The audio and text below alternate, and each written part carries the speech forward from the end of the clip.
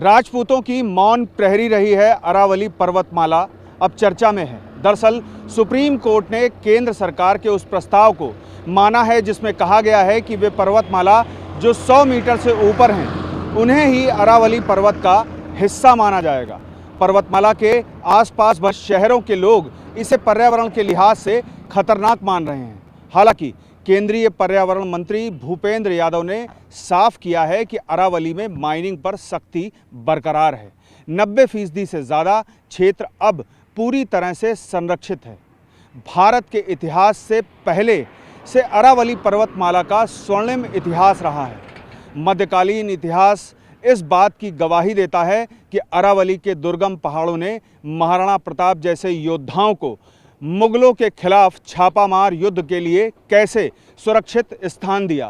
कुंभलगढ़ और चित्तौड़गढ़ जैसे प्रसिद्ध किले भी इसी श्रृंखला का हिस्सा हैं। राजपूतों की सच्ची रक्षक अरावली की पहाड़ियां आज अपने अस्तित्व के संकट से जूझ रही हैं। भारत की सबसे पुरानी पर्वतमाला श्रृंखला अरावली करोड़ों साल पुरानी है। ये पर्वतमाला श्रृंखला तब बनी थी जब आज के भारत का नामो निशान नहीं था, बल्कि महाद्वीप आपस में जुड़ रहे थे और जीवन की शुरुआत हो रही थी। 250 करोड़ साल पुरानी इन पहाड़ियों की ऊंचाई कम करने की बातें हो रही हैं, जिसे ऐसा माना जा रहा है मानो दुनिया से कम ऊंचाई वाले जीवों को ख़त्म करने की बात चल रही हो। यानी अगर आप 6 फुट से कम हैं तो आपको इंसानों की श्रृंखला में नहीं रखा जाएगा। जैसे 100 मीटर से कम ऊंची अरावली की पहाड़ी पर्वत श्रृंखला नहीं मानी जाएगी। भारत की धरती पर फैली अरावली पर्वत श्रृंखला सिर्फ एक भौगोलिक अजूबा नहीं है, बल्कि दुनिया की सबसे पुरानी पर्वत श्रृंखलाओं में से एक है।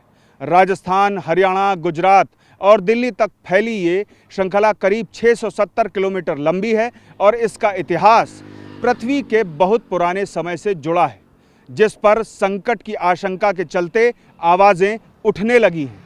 देखना यह है कि इन आवाज़ों की गूंज अरावली के संरक्षण की परिभाषा में बदलाव ला पाती हैं या फिर सरकार लोगों को समझाने में कामयाब रहती है। पीयूष पांडे, TV9 नूह, भारतवर्ष।